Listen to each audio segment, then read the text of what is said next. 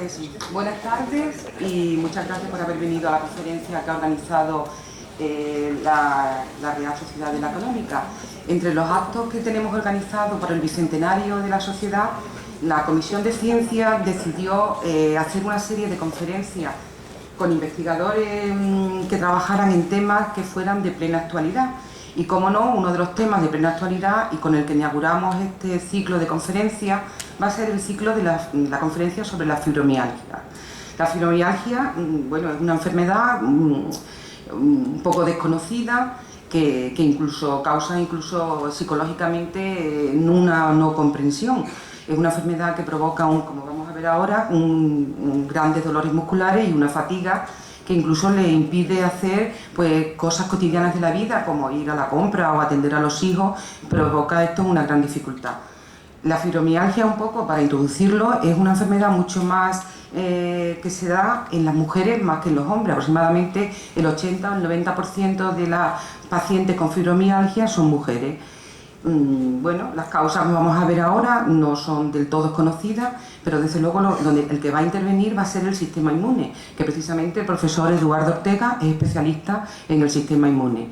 Es como si el sistema inmune ahora, con tanta higiene o con tan poco contacto en el campo o con animales, parece como si estuviera ocioso y empezara a actuar con enfermedades autoinmunes y con alergia. Bien, entonces el tema consideramos que es muy interesante para empezar con este ciclo de las conferencias de ciencia.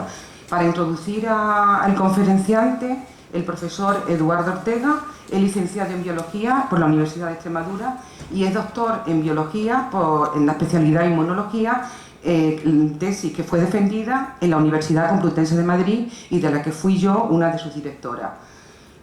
Para su formación estuvo una estancia postdoctoral en el Instituto de Inmunofisiología de la Facultad de Medicina de la Universidad de Marburg de Alemania. En la actualidad es profesor titular de Fisiología, pero bueno, las personas que no están en este mundo de la universidad, ahora mismo, en este año, va a ser catedrático. Tenía que haber sido catedrático hace ya 7 o 8 años, porque nosotros en esta universidad, para ser catedrático, cuando una persona está preparada, manda su currículum al ministerio y él fue de las primeras acreditaciones que vinieron del ministerio para poder pasar a cátedra. Sin embargo, por el problema económico de nuestra universidad, hasta ahora no se le ha convocado a la cátedra. Entonces, bueno, prácticamente es catedrático de nuestra universidad. Es responsable del Grupo de Investigación Inmunofisiología, Estrés y Ejercicio y Envejecimiento de nuestra comunidad autónoma y es miembro fundador de la International Society of Exercise Immunology, que esto luego ya en petit comité contaremos a los amigos cómo se enteró de que iba a ser miembro de una sociedad tan importante y que le ha reportado tantos amigos y tan buena investigación. Es asesor para la inmunidad de la Sociedad Española de Medicina del Deporte y es miembro fundador del Grupo de Ejercicio, Inmunidad y Biorregulación. Y luego ya en el tema de fibromialgia, del que es especialista, pues lleva trabajando desde hace más de 10 años a través de financiación de proyectos tanto nacionales como autonómicos, con lo complicado y lo dificilísimo que es conseguir una buena financiación. Tiene multitud de publicaciones en revistas científicas, es un gran divulgador, gran cantidad de medios de comunicación, prensa y radio. Por ejemplo, mañana va a tener precisamente una charla con la radio porque se han interesado mucho al ver nuestra conferencia de fibromialgia y, dadas sus buenas comunicaciones, pues recientemente ha obtenido el premio a la mejor comunicación en el Congreso Nacional de Medicina del Deporte. Es compañero y amigo y de aquí, desde luego, le quiero agradecer públicamente su generosidad para haber venido a este acto que desde el primer momento aceptó con alegría. Y ahora le paso la palabra a mi compañero Eduardo Ortega y vamos a aprender de fibromialgia y supongo que también de deporte.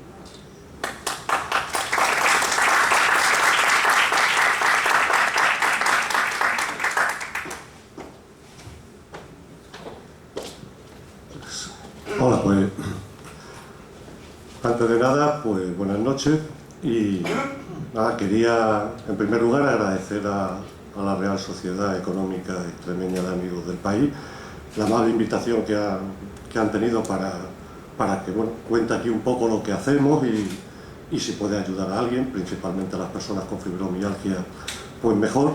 y en especial a Carmen Barriga, que es mi maestra, es mi directora de tesis, y vamos, no es necesario decir que mi amiga solo por las palabras que ha dicho ella, hay que ser muy amiga para decir eso. Entonces, bueno, pues simplemente también quiero decir que todo lo que yo pueda contar aquí, pues no es una cosa mía, es una cosa de muchos años, de un grupo de investigación grande, y que empezó pues porque, como viene ahí, que el título es que no te pare la fibromialgia. Pues esto comienza porque en el departamento de fisiología, hace ya muchos años, cuando yo entré a trabajar allí, pues bueno, me acogió Carmen Barriga y empezó a dirigirme la tesis doctoral. Y muchas cosas en la vida ocurren por azar.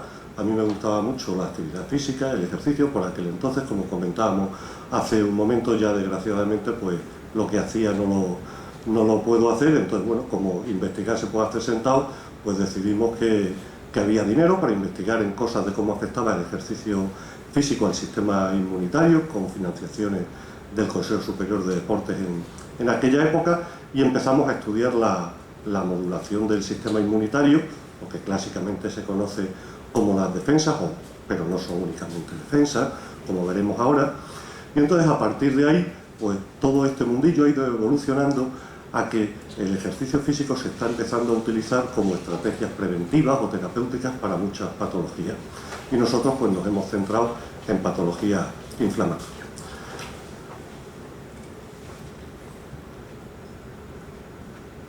El grupo que en la actualidad investiga sobre este ámbito se llama inmunofisiología, que aunque parezca que la primera interpretación es fisiología del sistema inmunitario, es decir, cómo funciona el sistema inmunitario, pues realmente el término inmunofisiología lo que hace referencia es al funcionamiento del sistema inmunitario en coordinación con otros dos grandes sistemas, el sistema nervioso y el sistema endocrino.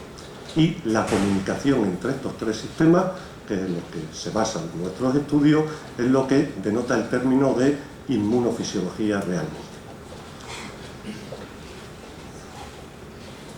De tal manera que una de las especializaciones es cómo afecta, como decía, el ejercicio sobre la inmunidad, sobre el sistema inmunitario, y es fácil reconocer, o cualquier persona de las que estamos aquí, es fácil reconocer y conocemos que la actividad física se puede utilizar como una estrategia preventiva o terapéutica, o las dos cosas, pero clásicamente solo se ha venido considerando a nivel del sistema musculoesquelético y del sistema cardiovascular. Es claro que en cualquier gimnasio o en cualquier centro de rehabilitación sanitario nos podemos encontrar a personas con estas patologías y, guiados por médicos rehabilitadores o especialistas biosanitarios, se tratan las mismas. De tal manera que eso se puede ver bien. Pero desde hace, pues no tantos años, pero ya no tampoco, es decir, 20, 30 años, se conoce muy bien que la actividad física también modula muy fuertemente la función del sistema inmunitario. De tal manera que, teniendo eso en cuenta, se puede utilizar la actividad física también como estrategia preventiva o terapéutica en patologías que afectan a este sistema. Por ejemplo, la susceptibilidad a la infección, el cáncer, en los que subyace componentes de inmunosupresión y de inflamación, el propio SIDA, que es un síndrome de inmunodeficiencia, y también enfermedades inflamatorias y o autoinmunitarias, entre las cuales nosotros nos hemos centrado en los últimos años en trabajar, y en la que, a nuestro entender, podemos incluir a la fibromialgia. De tal manera que, donde nos vamos a focalizar, cómo el ejercicio físico se puede, en qué condiciones, cuándo sí y cuándo no, utilizar como una buena estrategia, en este caso terapéutica, para pacientes con fibromialgia. Y para ello vamos a tratar de conocer un poco más sobre esta patología. Esta patología, lo primero que hay que decir es que se ha reconocido no hace tanto tiempo por la Organización Mundial de la Salud, y todo ello deriva fundamentalmente en que ya en 1990 la definición que se dio de la misma es muy subjetiva. Es decir, la definición que tiene es que se define como la presencia de dolor crónico generalizado de más de 3 meses de duración y alodinia en respuesta a una presión no superior a 40 newton en más de 11 de 18 sitios específicos que se llaman puntos gatillo en términos coloquiales o puntos hipersensibles. ¿Qué significa el término alodinia? Que las personas que la sufren tienen una percepción del dolor superior al que el estímulo que lo puede inducir debería realizar. De tal manera que estas personas, en lugares sobre todo muy localizados del cuerpo, pues tienen dolor. Y para definirla, pues arbitrariamente se decidió que si se tienen más de 11 de los 18 puntos estos gatillos o hipersensibles, que se localizan tanto por la parte anterior como posterior del cuerpo y por encima o por debajo del ombligo, si los contáis habrá 18, pues se somete a presión.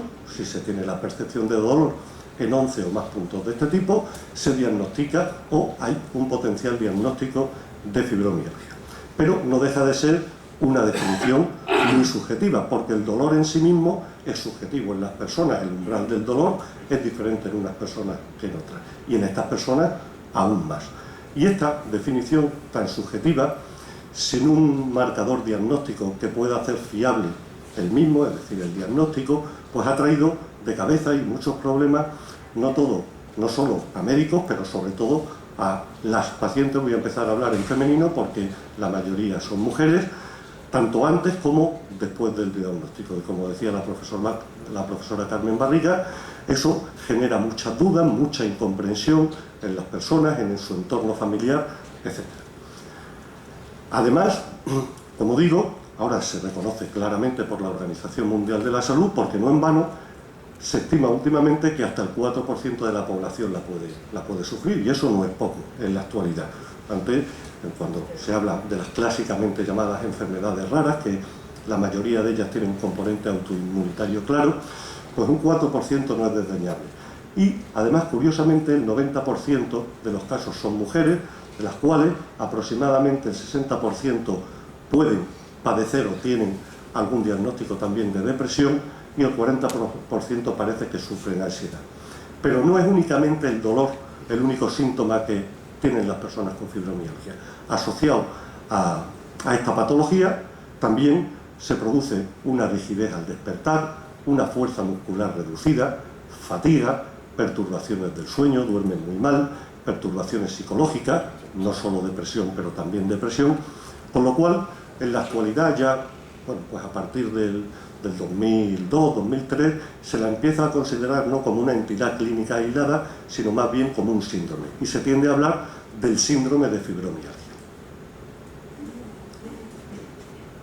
Bien, lo primero que tenemos que decir, si aquí hay personas con fibromialgia, que algunas sé que hay, es que no todas las personas con fibromialgia son iguales, es decir, no todas presentan las mismas características. Y lo primero que se hace es diferenciarlas a través de lo que se llama la clasificación de Müller, que no aparece hasta 2007. Y en ella lo primero que tenemos que diferenciar son entre personas que pueden clasificarse como con fibromialgia primaria o personas con fibromialgia secundaria. Las personas con fibromialgia primaria son aquellas en las que no existe ningún factor orgánico aparente que desencadene el síndrome, mientras que en las personas con fibromialgia secundaria existen enfermedades subyacentes, algunas como otros procesos inflamatorios reumáticos fundamentalmente, que se diagnostican concomitantemente con frecuencia. Nosotros estudiamos fundamentalmente, hicimos estudios en ambos tipos de pacientes, pero fundamentalmente en personas con fibromialgia primaria. De tal manera que dentro de ellas también se pueden diferenciar varios tipos. Las personas que tienen una alta sensibilidad al dolor, pero no tienen ninguna asociación con problemas psiquiátricos. Las que la depresión y la fibromialgia coexisten sin saber cuál es la causa o cuál es la consecuencia, es decir, si el dolor genera depresión por las dificultades en la vida diaria, o es la depresión que en ocasiones conlleva a desregulaciones inflamatorias las que podría desencadenar el síndrome de fibromialgia. Y personas, debido a somatización, este grupo se suele eliminar ya de la clasificación o en clasificaciones más recientes, porque el término de somatización, cuando no se sabe la etiología, es siempre controvertido. La realidad es que el origen de la patología, es decir, la etiología, incluso la biofisiología de esta patología, no se conoce, y simplemente existen en la actualidad hipótesis que se sugieren, que uno pueden ser 2, 3, todas, pero, como digo, no están totalmente, vamos, ni total ni parcialmente corroboradas, casi ninguna de forma aislada, y muchas de ellas pueden incluso incluir a la siguiente. De todas las que hay, nosotros nos hemos centrado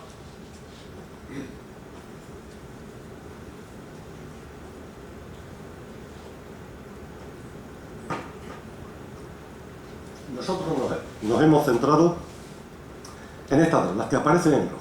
Una es que se relaciona con alteraciones en la respuesta inflamatoria y las citoquinas. Las citoquinas son unas proteínas muy pequeñas que se liberan sobre todo en situaciones donde existe una inflamación, tanto inducida por patógenos como por estrés aberrantes que se producen en los tejidos. Y también esta, que incluye la anterior, que es un desorden inflamatorio acompañado por una desregulación del sistema neuroinmunoendocrino, es decir, del sistema inmunitario, el nervioso y el endocrino actuando de forma conjunta. ¿Por qué? Pues porque la gente que estudia inflamación tiene una teoría, y es que el origen de todo dolor es la inflamación, conocida o desconocida, pero la señal de dolor, generalmente las fibras sensitivas que transmiten las señales de dolor, generalmente se estimulan cuando hay moléculas de carácter inflamatorio.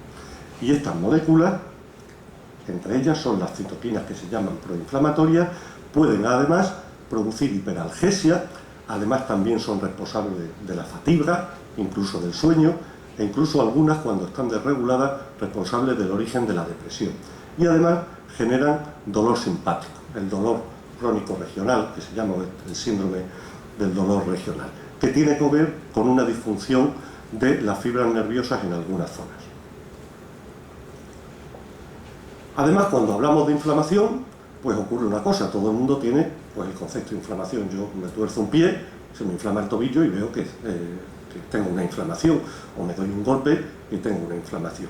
Pero en ocasiones existen estados inflamatorios que, primero, no son visibles, son difíciles de cuantificar con análisis o con biomarcadores médicos normales, y que están a caballo un poco entre lo que es la situación normal, sana, basal de un individuo, y lo que sería un estado inflamatorio detectable, que es lo que se llama el concepto de parainflamación, que aparece, pues hombre, como no aparece aquí, pero en 2008, y que es una situación que se llama, como digo, parainflamación intermedia entre el estado basal y un estado de inflamación, que viene como consecuencia de situaciones de estrés, pero también de situaciones de estrés en los tejidos, mediados por células, macrófagos, leucocitos, proteínas plasmáticas, es decir, mediadores de la inflamación, y que generan este estado de parainflamación, que también puede denominarse o incluye a lo que es la inflamación crónica de bajo grado. Se le llama de bajo grado porque no da síntomas clínicos claros, pero que sí, de forma crónica y continua, pues está 2 o 3 veces por encima de lo que tendría que estar un individuo, aunque no dé la cara, aunque no dé el aspecto medible. Y eso se debe a muchas cosas en la actualidad. En primer lugar, a que disponemos en la sociedad occidental de una gran cantidad de nutrientes de todo tipo, unos bajos niveles de actividad física. La obesidad se considera o tiene un componente de inflamación crónica de bajo grado, que genera resistencia a insulina, que puede generar diabetes, este tipo de patologías, pero también puede ser debida a la exposición a tóxicos, a patógenos, a alérgenos y a los propios procesos de la longevidad. Pues bien, cuando nos centramos en esta, pues tenemos que centrarnos en las citoquinas proinflamatorias, pero si vamos un poco más allá y vemos el desorden inflamatorio acompañado por la desregulación del sistema neuroinmunoendocrino, lo que tenemos que saber es que el sistema inmunitario, o la inflamación, no opera sola. Es decir, el sistema inmunitario, el sistema nervioso y el sistema endocrino, o si lo unimos, lo que se llama el sistema neuroendocrino, opera conjuntamente con el sistema inmunitario, lo que se llama el sistema neuroinmunoendocrino. De tal manera que esto, que es fácil de visualizar por todo el mundo, empezó a postularse a partir de un tal Solomon, que hizo una serie de postulados en el cual hay evidencias, que todo el mundo las conoce, Es decir, todo el mundo conoce que cuando una persona está sometida a situación de estrés grande, su susceptibilidad a las infecciones o a tener una enfermedad aumenta. Es decir, a cualquiera que nos preguntamos, ¿en una situación de estrés tenemos más probabilidad de coger la gripe? Sí, pero también podemos ver el camino bidireccional opuesto. Cuando tenemos una enfermedad, nuestro estado de ánimo es peor. Sí, eso no es voluntario, esto lo maneja el sistema nervioso involuntario, el autónomo. No estamos, cuando un niño tiene gripe y se tiene que quedar en la cama y el niño está cabreado, no es que esté cabreado porque no pueda salir, es que su estado de ánimo inconscientemente está condicionado también por su estado de salud y viceversa. Por tanto, aquí lo que podemos ver es que los tres sistemas, el nervioso, el endocrino, el inmunológico, el inmunitario, están conectados, pero lo que es importante es que bidireccionalmente. Es decir, hay señales del sistema nervioso hacia el sistema inmunológico y señales del sistema inmunológico hacia el sistema nervioso. Y estas dos cosas tienen que operar bien reguladas de forma óptima. ¿Por qué? Porque en un organismo, y sobre todo el sistema inmunitario más, tiene que operar a su nivel óptimo. Es decir, tiene que ser capaz de activarse y estimularse cuando nos ataca un patógeno, cuando tenemos una infección, cuando tenemos lo que sea, pero cuando la resuelve tiene que volver a su estado basal, porque si no vuelve a su estado basal y se convierte en un estado de activación crónico, puede dar lugar a lo que se denominan las patologías o las enfermedades autoinmunitarias o autoinflamatorias, es decir, en la propia activación de este sistema de defensa nos daña nuestros propios tejidos, por tanto no puede estar continuamente activado. Y para ello el sistema nervioso se encarga, es decir, el sistema inmunitario dice, estoy desarrollando una respuesta defensiva y esta es la magnitud a la que la desarrollo. Se entera el sistema nervioso y el sistema nervioso, cuando considera oportuno, le dice, para, porque si no paras vas a generar un daño peor, un efecto colateral peor al que estamos tratando de resolver. Este efecto bidireccional, esto es un poco más científico, pero simplemente me interesaría que nos quedáramos con el nombre de dos o tres cosas para luego demostrar qué ocurre en la fibromialgia. Cuando el sistema inmunitario, aquí una célula inmunitaria, se produce una inflamación que si es causada por un daño, un traumatismo en un tejido o una infección por un patógeno, no pasa nada, tiene que operar normalmente.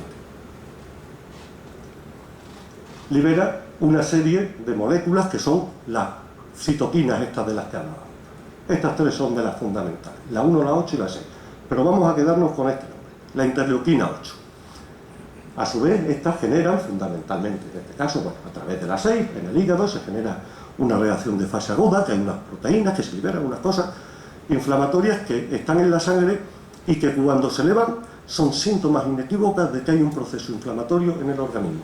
Detectable clínicamente, cuando digo clínicamente, digo en un examen visual o no. De tal manera que lo que hace es que cuando se liberan, informan, activan al sistema nervioso, al cerebro, y a través de unos mecanismos, mediadores de estrés, hormonas de estrés, todos hemos oído hablar de ellos, las catecolaminas, la adrenalina, el cortisol, lo que hacen es parar la respuesta, inhibirla aquí. Cuando esto está bien balanceado, es decir, sube la respuesta inflamatoria, es decir, el sistema inmunitario, estimula el sistema nervioso, el sistema nervioso lo para cuando lo tiene que parar, pues todo va bien. El problema es que cuando se desregula este sistema, que es bidireccional, en un sentido y en otro, empiezan a aparecer problemas. Y la mayoría de las enfermedades autoinmunitarias, autoinflamatorias, subyace de regulaciones en este equilibrio que tiene que mantenerse a un nivel óptimo.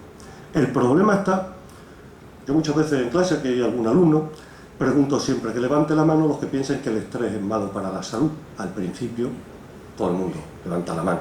Que levante la mano los que piensen que el estrés es bueno para la salud. Nadie, el estrés siempre es malo. La propia connotación de la palabra lo dice. Y no, la respuesta de estrés no es que sea mala, es indispensable para sobrevivir, pero tiene que ser una respuesta de estrés bien regulada. Si no tuviéramos una respuesta de estrés bien regulada, moriríamos en ocasiones en minutos. De tal manera que cuando se desbalancea es cuando hay problemas. Cuando el sistema nervioso no es capaz de procesar e integrar bien los estímulos estresantes es cuando pueden ocurrir los problemas. Y cuando es más frecuente, cuando se junta más de un estrés, como es el caso. Hay personas que además de este circuito están sujetas a estrés psicosocial, físico, etc. Y la conjunción de varias situaciones de estrés pueden o hacen más probable desregular este sistema, que por cierto se va desregulando a medida que envejecemos, con lo cual a medida que nos vamos haciendo mayores también tenemos más probabilidad de que se desregule. Por tanto, todos conocemos que mens sana in corpore sano. Esto es bidireccional, es decir, pero la mente sana en el cuerpo sano, pero también corpore sano in mens sana, es decir, de los dos lados. No podemos, sin un buen funcionamiento orgánico, no podemos tener un buen funcionamiento del sistema nervioso, ni lógicamente, sin un buen funcionamiento del sistema nervioso, podemos tener un buen funcionamiento del resto de los sistemas del organismo.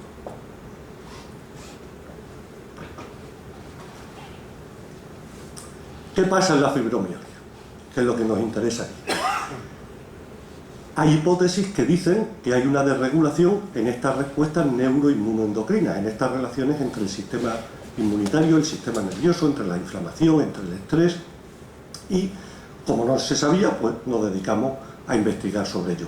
Y antes de investigar si el ejercicio podía ser bueno o malo para esto, pues tenemos que saber qué le pasa a estas personas para saber si se puede utilizar el ejercicio o cualquier otra estrategia para el bien de ellas. De tal manera que, bueno, pues aquí elegimos una serie de personas con fibromialgia primaria y las comparamos con personas sanas de la misma edad y en la misma situación de actividad física o de sedentarismo, porque es la única manera de poder establecer comparaciones óptimas.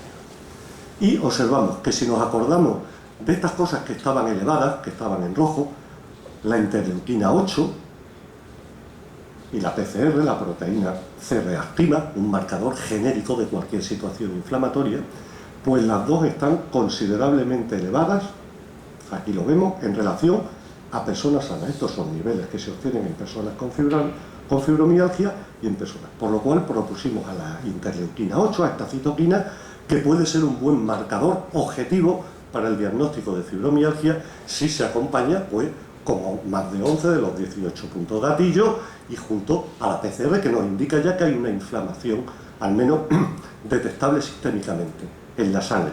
¿Qué quiero decir con ello? ¿Que es subjetiva la fibromialgia para que no haya controversia? No, existe.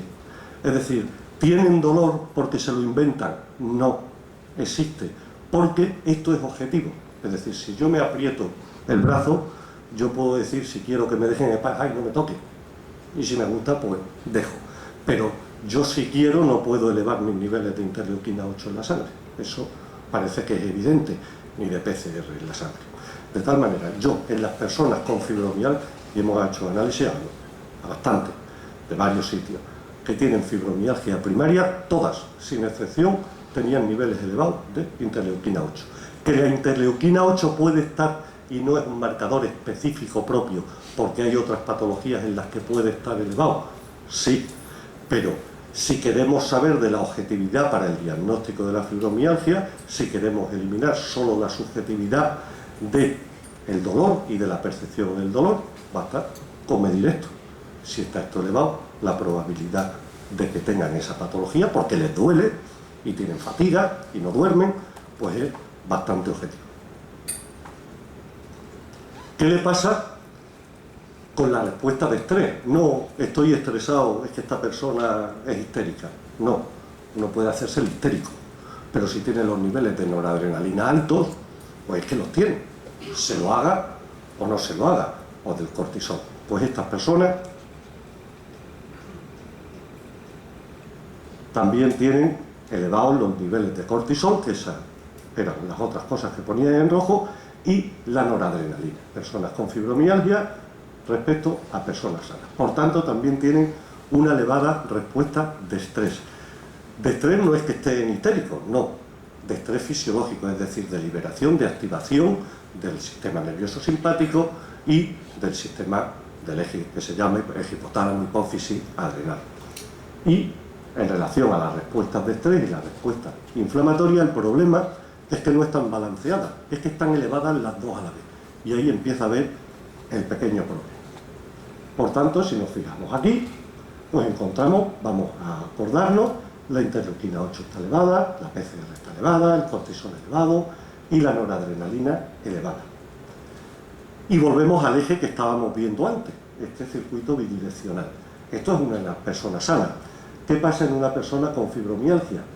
Pues que este circuito parece que está desregulado, está roto, por decirlo de alguna manera. Esta relación entre el sistema inmunitario, el sistema nervioso, el cerebro, con la liberación de estos mediadores, funciona mal. Como consecuencia de ello, se elevan todos a la vez y pueden ser responsables de la hiperalgesia, de la fatiga y probablemente o en ocasiones también pueden participar en inducir al menos síntomas de depresión. Pero eso es lo que le pasa a las personas con fibromialgia. Y al menos yo, como lo veo, pues estoy seguro. No quiere decirse que haya personas que no estén diagnosticadas, todas eran personas diagnosticadas por reumatólogos, que serían los criterios, y pues hasta que no haya un diagnóstico, no porque me duela algo del cuerpo, un tejido blando, que no sea una articulación, tengo que tener fibromialgia. Se estudian, se descartan cosas, y eso es labor de los profesionales. Pero ahora, ¿qué se puede hacer? De tal manera que no existe, ni por la Agencia Americana ni por la Europea del Medicamento, ningún fármaco, especialmente que se pueda prescribir para estas personas, y las terapias generalmente pues están focalizadas a paliar los síntomas, y dentro de las farmacológicas, antidepresivos, analgésicos, relajantes, antiepilépticos, las personas con fibromialgia lo conocen bien. A unas les funcionan unos, a otros otros, dedicados a paliar los síntomas, fundamentalmente el dolor, que es lo que más trastorno ocasiona. De tal manera que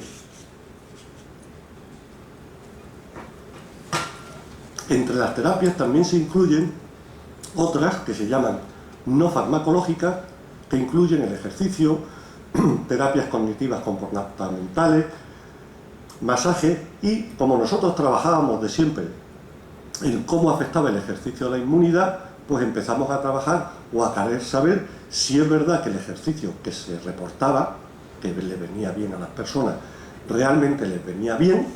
¿Por qué les venía bien?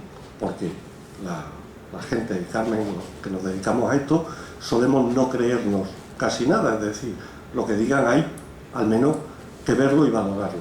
Entonces, ¿por qué? Y además, porque el ejercicio no siempre conlleva beneficios para la salud, que lo veremos ahora. Y además, el ejercicio no es lo mismo que lo realicen personas sanas que personas que tengan una patología, ni que lo realicen personas con una determinada patología o con otra. De tal manera que nos pusimos a ver qué ocurría con eso, y es cierto que existían bastantes estudios que decían que cuando las personas con fibromialgia realizaban ejercicio, tengamos en cuenta que estas personas tienen mucha fatiga, tienen una capacidad física para realizar las actividades vitales del día a día muy reducidas, pues con el ejercicio se mejoraba bastante la calidad de vida, se mejora la fuerza física, la fuerza muscular, la fatiga, eso es normal, pero eso no a las personas con fibromialgia. A mí, que soy bastante sedentario, si me pongo a hacer ejercicio también mejoro la fuerza muscular, eso le pasa a todo el mundo como lógicamente se entiende. Y también se mejoraban síntomas de la fibromialgia, en concreto se modulaba el umbral del dolor y la percepción del dolor mejoraba bastante. Pero el problema es esta: ¿por qué pasa esto? Y si realmente ocurre. Porque también esto generaba y generó mucha controversia cuando nosotros empezamos a trabajar en esto, porque realizar ejercicio tiene que ser con unas pautas. Esto generaba muchas bajas y se tenía dudas cuando se diagnosticaba fibromialgia, porque empezaba a haber muchas bajas laborales. El hacer ejercicio de forma reglada conlleva su tiempo, de tal manera que muchas de estas personas se asocian en un momento de la vida con cargas familiares importantes, con personas a su cargo, con gran dificultad para tener tiempo para ellas mismas, de tal manera que era difícil hacerlo. De tal manera que decían ejercicio, y bueno, pues la gente pues decía, pues hago el ejercicio que pueda. Y como digo, no todo ejercicio viene bien para cualquier patología, sobre todo si hay patologías inflamatorias de por medio. Porque cuando hablamos de actividad física, sistema inmunitario y salud, ahora que está tan de moda hacer ejercicio, pues ocurre que lo que está drásticamente demostrado es que lo perjudicial es el sedentarismo. Es que ahora ir 1 hora al gimnasio cada 2 días o cada 3 días llamamos a hacer deporte. Es decir, cuando hablas con familia, no, mi hijo hace mucho deporte, y digo, no, juega en un equipo de baloncesto y entrena 3 días a la semana, 1 hora, pues qué deportista, y luego el resto del tiempo está tumbado viendo la tele, jugando a las máquinas y tal. Se ha reducido mucho los niveles y llamamos actividad física a algo que realmente roza también casi el sedentarismo. Lo que es realmente malo es el sedentarismo, que es muy perjudicial para todos los aspectos de la respuesta inmunitaria, para la respuesta adaptativa, que se llama, la específica, la innata, los balances proinflamatorios y antiinflamatorios. Aumenta el sedentarismo la susceptibilidad a la infección, la obesidad, cáncer, también la aparición de patologías inflamatorias. Es dentro de estas patologías autoinflamatorias que podemos llamar, de las cosas que más las activan, es el propio sedentarismo y en fin otras. Pero cuando hablamos de hacer actividad física, pero ya como estrategias preventivas o terapéuticas, cuando hablamos de aplicar ejercicios a personas que tienen un problema, claro, como estrategia preventiva no hay problema, porque si es preventivo, estamos hablando de que se aplica a individuos sanos. Está claro, pues si no, no sería preventivo. Si ya tienen algo, es terapéutico. Y ahí, en individuos sanos, casi genera beneficio en el sistema inmunitario a casi cualquier intensidad, cualquier duración, etc. Sin embargo, si tratamos de utilizar la actividad física como una estrategia terapéutica, por definición, estrategia terapéutica se realiza en individuos no sanos. Y ahí hay que tener ya más cuidado. Hay que tener en cuenta a la enfermedad que queremos tratar o ayudar a tratar, el tipo de ejercicio que tenemos que aplicar, no todo vale para todo, la intensidad, la duración, si hay otras patologías, el momento en el que hay que realizarlo, etc. Porque el ejercicio físico utilizado con fines terapéuticos se considera una polipíldora, es decir, es pleiotrópico. Pleiotrópico significa que puede actuar sobre muchos sistemas. Cuando despendolamos un organismo, al final el ejercicio es un estrés. Bueno, en ocasiones no tanto, pero una situación de estrés. Desajusta, desarregla, pone en marcha un organismo. Pues cuando hacemos eso, realmente afecta a todos los sistemas. Es decir, si yo libero cosas que van a la sangre, que son las que me pueden producir el beneficio, la sangre llega al intestino, al corazón, a los pulmones, al cerebro, llega a todo. Y esas moléculas llegan a todos los sitios. Por eso se dice que es pleiotrópico. Y es una polipíldora porque, o se considera una polipíldora porque puede afectar a muchos órganos del cuerpo. Y puede tener potenciales efectos secundarios. También, claro que los puede tener. Pero está de moda hablar de ejercicio genéricamente, y hablamos de ejercicio genéricamente para cualquier cosa. Que se nos diga, y pongo un ejemplo que no tiene nada que ver con esto, a personas que ejercicio no hacen los correspondientes exámenes médicos que deberían hacerlo, corren maratones o cosas de estas y hay muerte súbita por las buenas. Pues es un efecto secundario bastante importante, morirse, ¿no? Y además tiene interacción o puede tener interacción con otros tratamientos. Si aplicamos efectos, hay modalidades de ejercicio que pueden tener características antiinflamatorias. Si estamos tomando también antiinflamatorio, pues tenemos un efecto dual.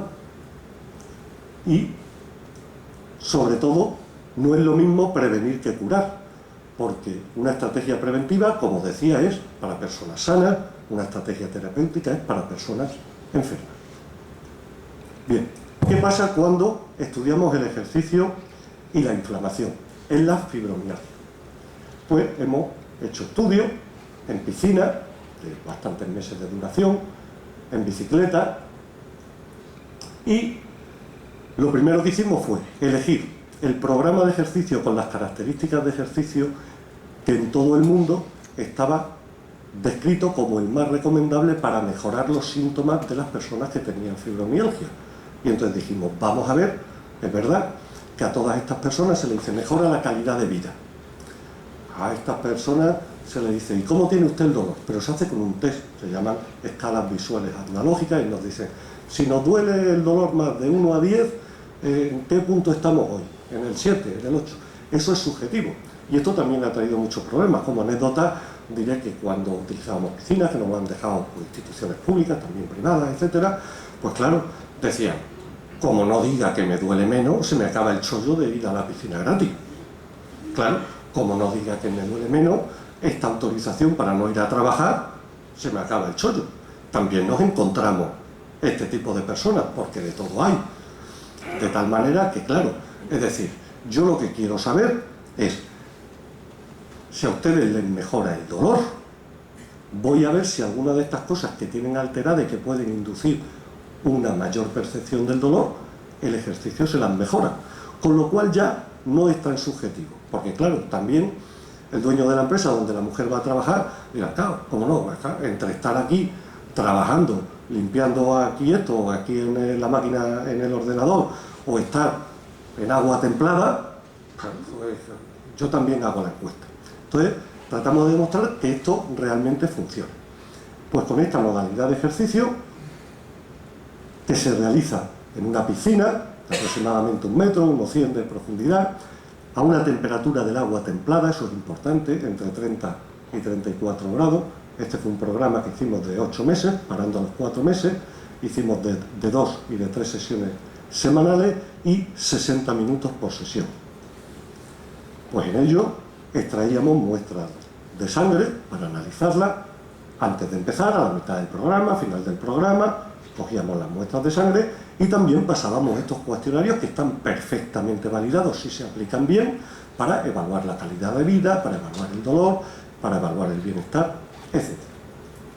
Pues bien, estos cuestionarios, pues algunos, pues valoración de la calidad de vida. Hay un cuestionario específico para la fibromialgia, que lo que determina es cómo afecta la severidad de los síntomas a la vida diaria. También otro, que está validado, el SF36, que tampoco es tan fácil engañar, aquí hay preguntas trampas, es decir, no es tan fácil, están muy bien validados científicamente. La función física, el dolor físico, el dolor corporal, la salud, la función social, el rol emocional, etc.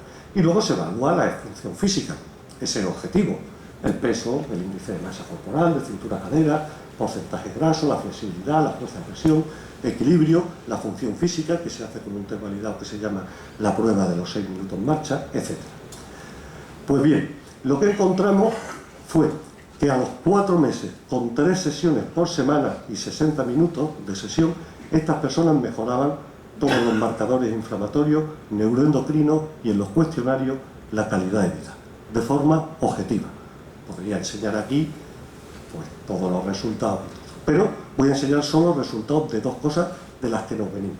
Esto es durante 8 meses, en vez de con 3 sesiones, porque claro, en todo esto cuando uno se pone a investigar, claro, uno dice, es que yo 3 días a la semana no puedo ir. Y bueno, vamos a ver si con 3 días a los 4 meses era más o menos efectivo, pues a los 2 meses, si queremos hacerlo solo con 2 sesiones, a ver si también es efectivo a los 4 meses o no.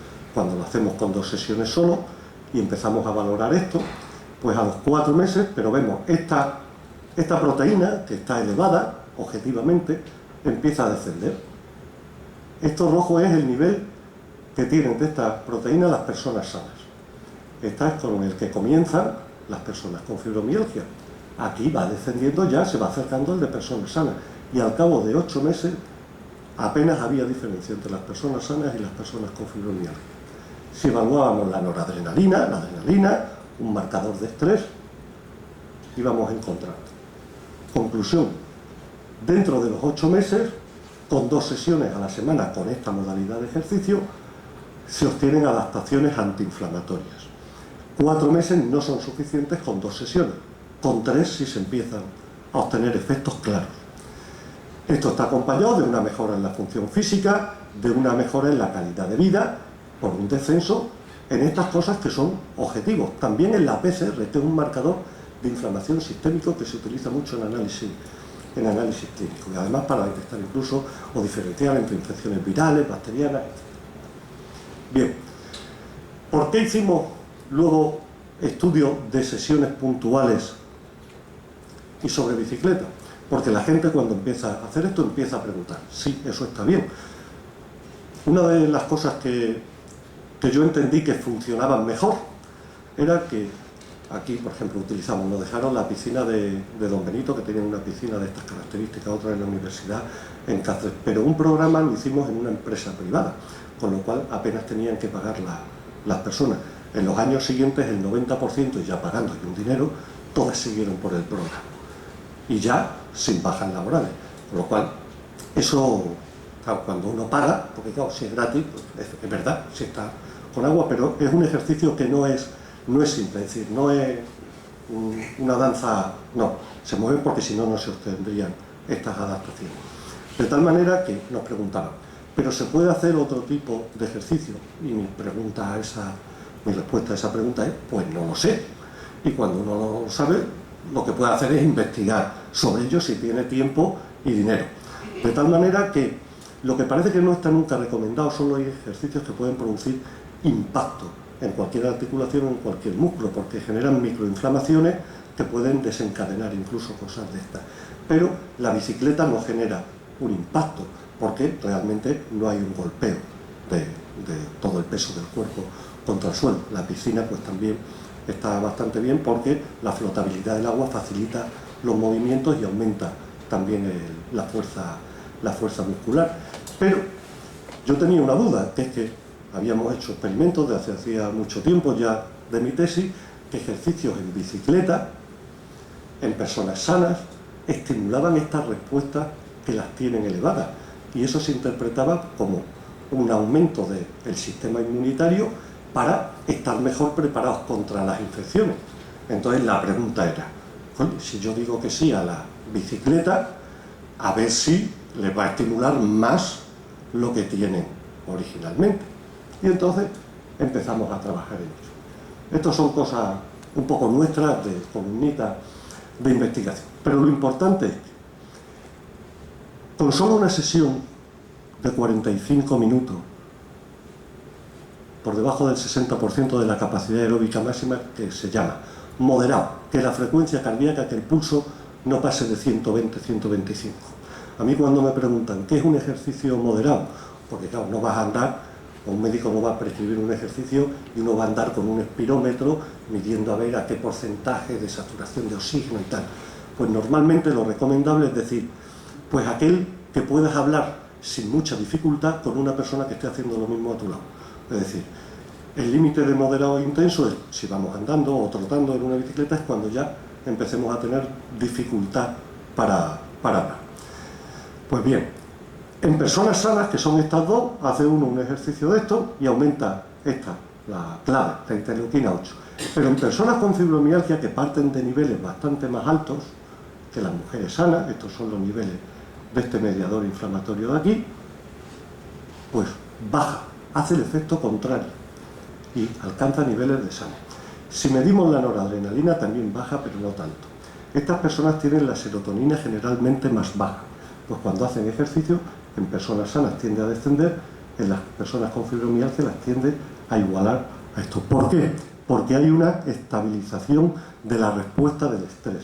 La respuesta de estrés, aquí ponemos la alteración de estas respuestas que veníamos aquí, da igual no entender esto, se estabiliza, se produce una estabilización inmunoneuroendocrina. El sistema bidireccional parece que se activa, parece que empieza a funcionar mejor, que se engrasa, que se desatasca, por decirlo de alguna manera.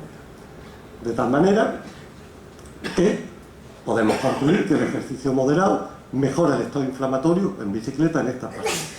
Pero también hemos propuesto que también puede empezar a utilizarse como una herramienta diagnóstica. ¿Por qué?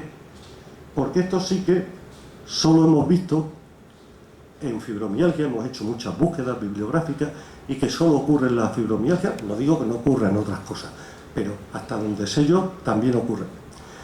Igual que cuando se hace una prueba de esfuerzo para un paciente con problemas cardiovasculares, el hecho de que este efecto de una sesión de ejercicio sea contrario al que padecen las personas sanas, da una idea de que si con el ejercicio, una sesión, en lugar de estimular esto, lo disminuimos, pues también es un indicativo de que está ocurriendo una regulación diferente. Por tanto, es una cosa, esto sí que es más específico de personas con fibromialgia que con otras patologías inflamatorias. Hay patologías inflamatorias que también tienen esto elevado, pero cuando hacen ejercicio se les eleva más o no se les modifica. En estas personas les baja. Bien, ¿cómo explicar esto? Y utilizando el símil de la bicicleta es lo que trato de explicar. No lo puedo explicar bien porque por mucho que he puesto hasta a mi mujer a buscarme, es imposible encontrar una bicicleta que tenga los dos pedales para arriba o los dos pedales para abajo. Claro, es imposible, los pedales están siempre uno para arriba y otro para abajo. En una situación normal, una persona sana, normal, el sistema o la respuesta inflamatoria y la respuesta de estrés, si viéramos la pierna o el pedal izquierdo y el pedal derecho